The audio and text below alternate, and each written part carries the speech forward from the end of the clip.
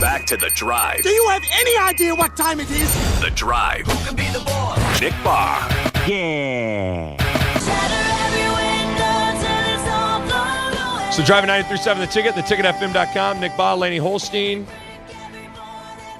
Quick score update again. Nebraska 6-4 on top of Minnesota, bottom of the fifth. 6 runs scored for Nebraska in the bottom of the fourth, and top of the fifth. Minnesota responded with 4 runs. Brian Munson, BigRedReport.com, is our guest in the House of Speed hotline. Brian, we appreciate you joining us. What up? I want to start with a guy I think he's in the 2015 class. What are your thoughts on Calvin Strong? What's going on with him? Running back from Omaha. Yeah, I like him. Good runner. I think he's the kind of guy that I think everybody kind of looks at what's come out of the state, in the past 7, 8, 10 years, and wondered where the running backs have gone. You start talking about, the Damon Bettings and the Clinton Childs of the world and the Mon Greens of the world, and, the Nebraska, Calvin Jones, the list goes on and on and on there where, every 2 to 3 years it seemed Nebraska was kicking out an elite-style, running back. And Calvin Strong seems to be the first one in a long, long time that has that, potential. I think that he's a guy that, is likely going to get a chance. He came in junior day, earlier in the year.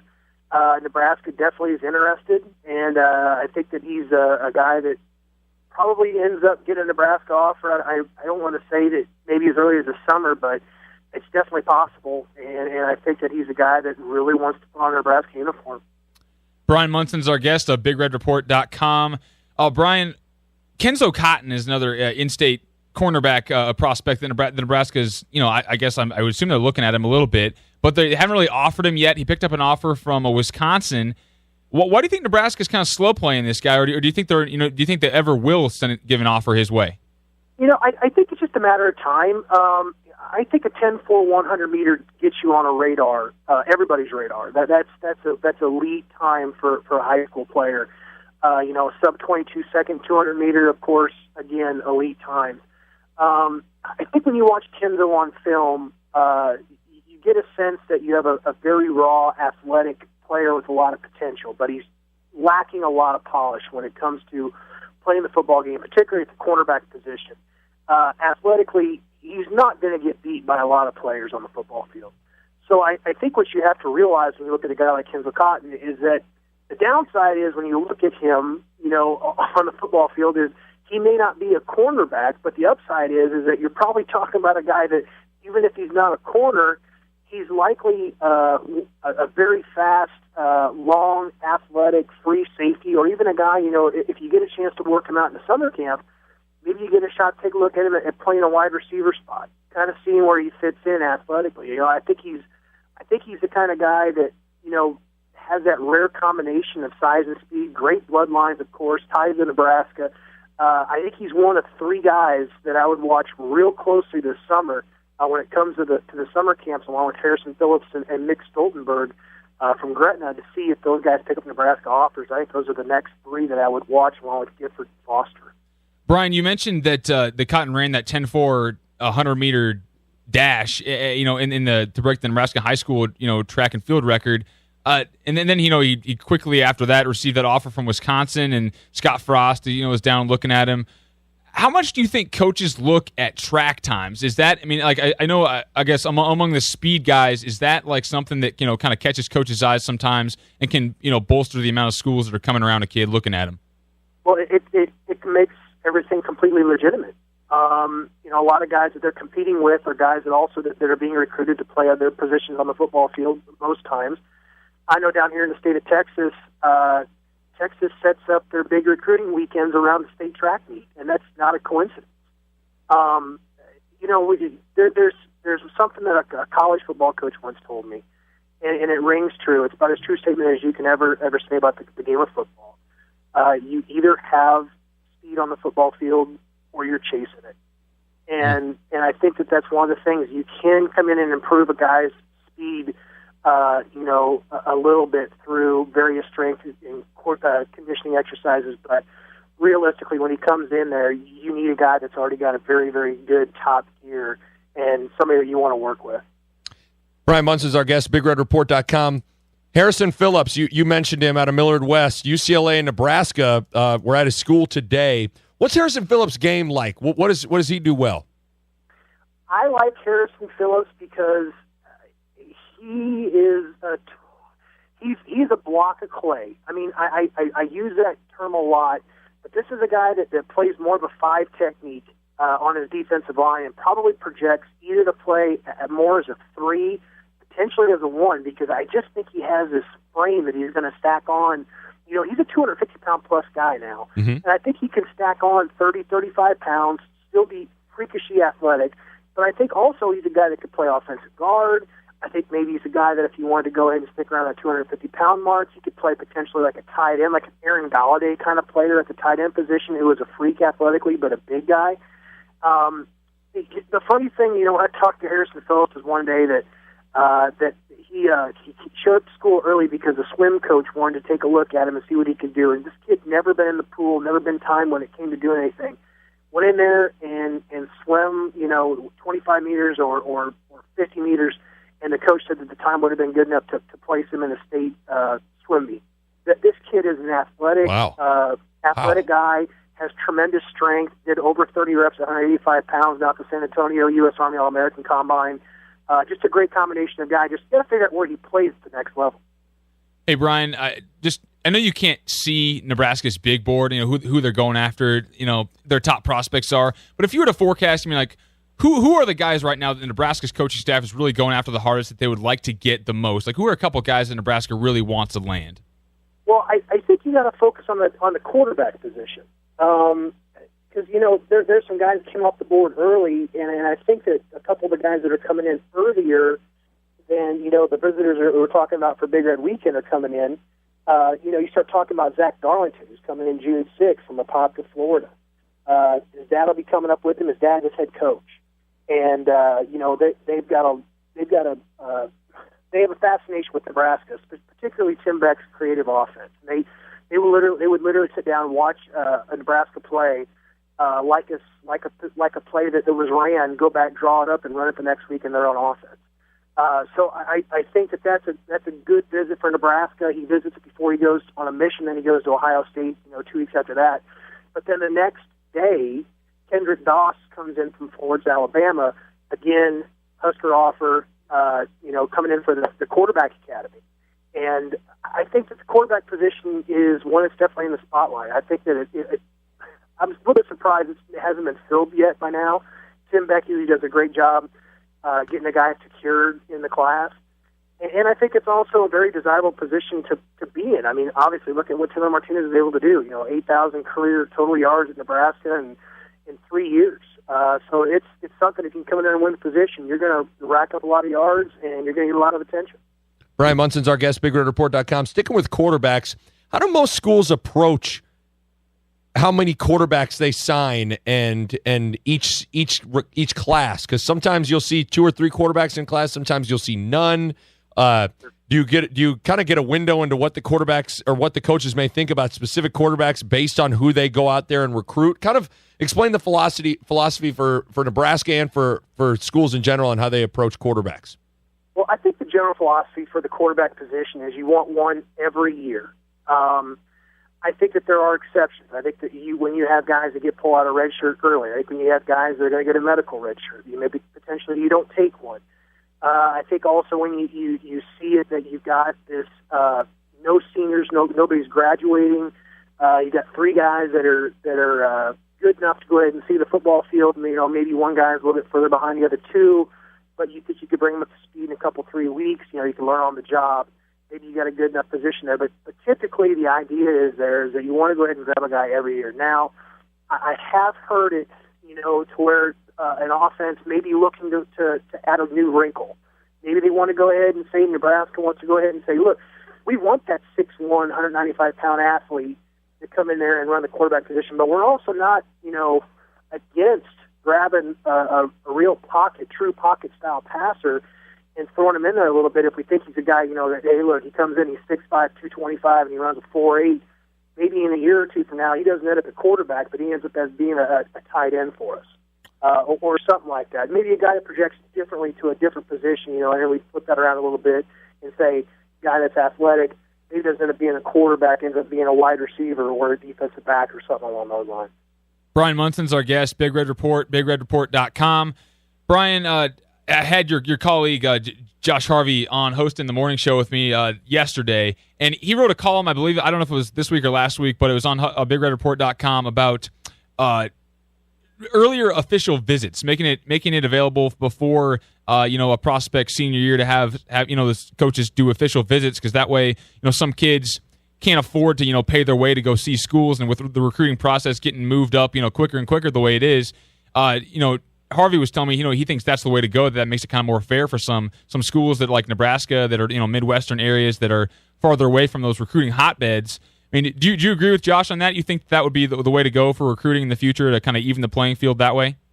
Absolutely. I think that there are some players, for whatever reason, are tempted and completely want to get a commitment out of the way before their senior season. And I think it's an honorable thing when they're doing it to try to eliminate distractions, to concentrate on their grades, to get ready to go to college, concentrate on their senior season.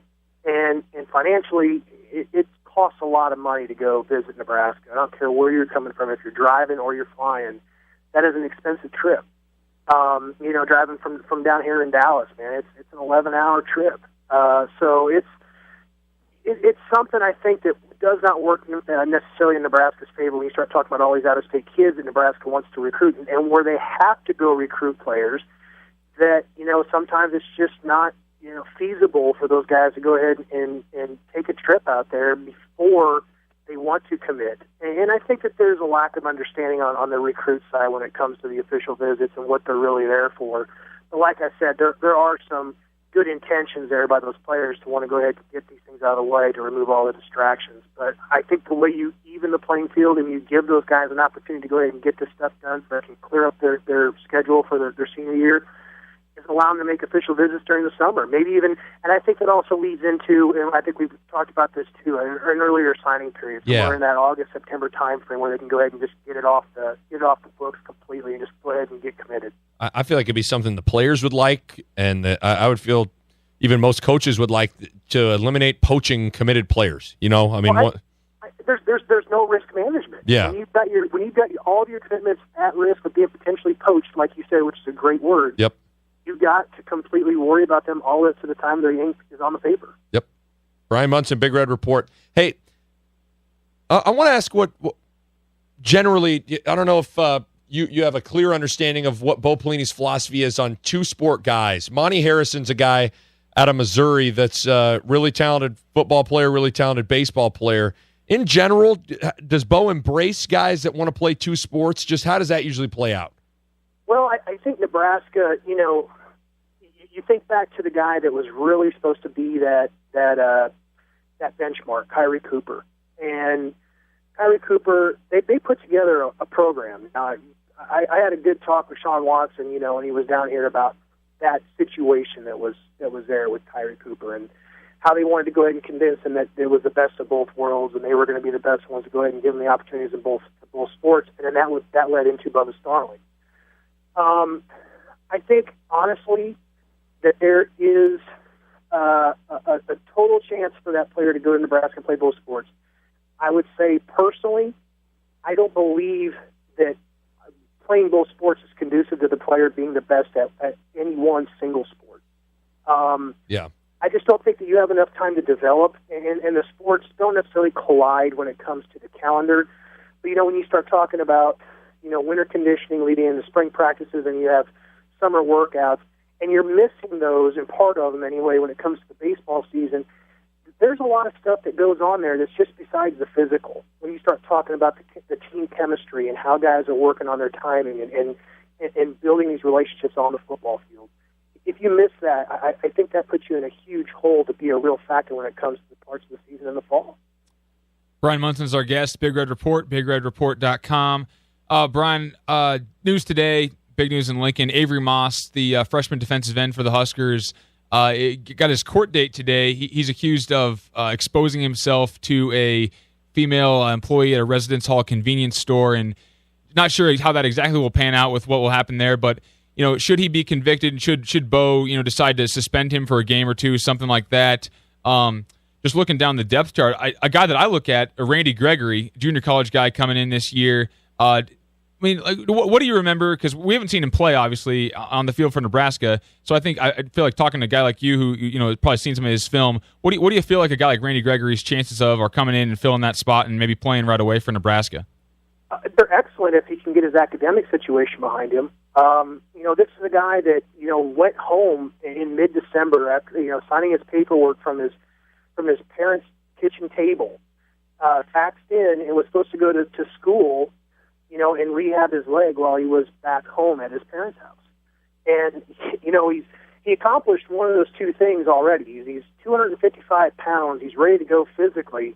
He just finished up one course that he was taking through Arizona Western, which was a school where he played football, up to last fall, I guess the first game or two until he broke his leg.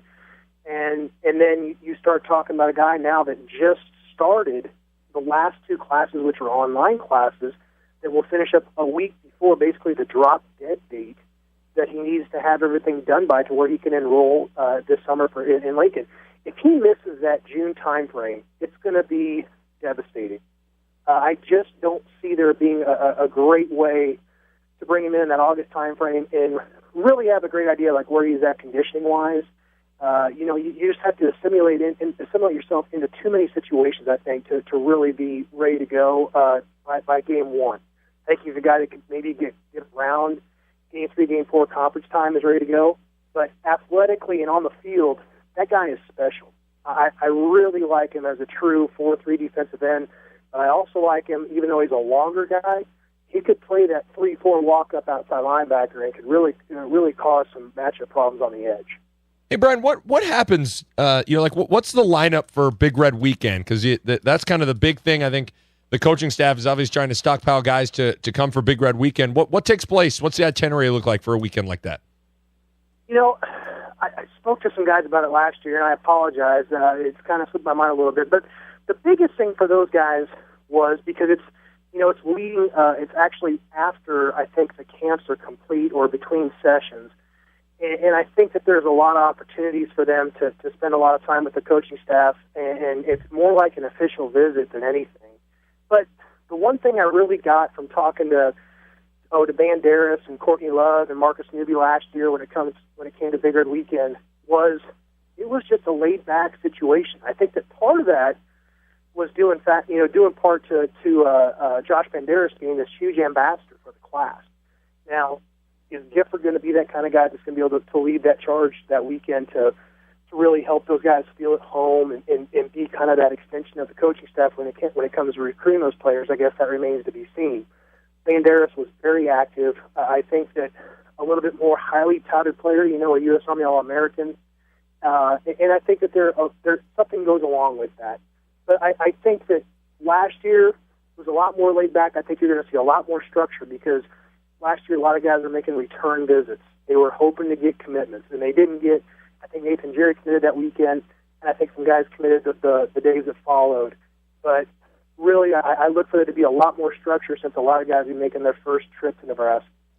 Brian Munson, Big Red Report. There was a little story in the ESPN Big Ten blog page about the most indispensable Huskers. You had one on offense, one on defense. The obvious one on offense was Taylor Martinez. I think it was Brian Bennett chose David Santos as the most indispensable defensive player for Nebraska. Lane and I both thought that Ciante Evans would probably get our vote. Who would you say the most indispensable black shirt is? Wow. I like the Santos pick. Yeah. I think he's a guy that really emerged in the springtime. I loved him coming out of Houston, Texas. Loved his senior film. I think he's a guy that you can put out there basically at all three of the linebacker positions, and I think he can do well. But I think when it comes to just a guy that's going to be a solid playmaker for the defense and a guy that people can look to because he's been put in situations his entire career at Nebraska, I'm going to go with Ciante. I think that there's a leadership factor. He's not a loud guy. In fact, I was at his signing day at his high school, and I literally had to put my tape recorder like up to his mouth. That guy just does not speak very loudly at all. But Yeah. he is a leadership. He's a leader by example, and that goes a lot longer than it does with just by guys screaming and hollering. Brian Munson, BigRedReport.com. Thank you, Brian. You bet. Have a great weekend, guys. You too. Score update for Nebraska baseball. Nebraska on top of Minnesota 6-4 in the bottom of the 7th. Got a runner at second. Not sure, was that Kelly? Was it? Yeah, Pat Kelly just hit a double. Yeah, Pat Kelly on second, no outs. So hopefully Nebraska can get some runs to because this it's like heading to an all too familiar scenario possibly for Nebraska. Hopefully they hang on again. Nebraska at one point was up 6-0 after the bottom of the 4th, and then a big top of the 5th inning for Minnesota. Ended up crawling back into it, but it looks like they're going to be in a dogfight for the rest of this game. 6-4 Nebraska, bottom of the 7th. Hit a break, come back, wrap up the show. You're not going to believe what Nolan Ryan used to do when he was in the majors. You're not going to miss this. It's The Drive at 93.7 The Ticket.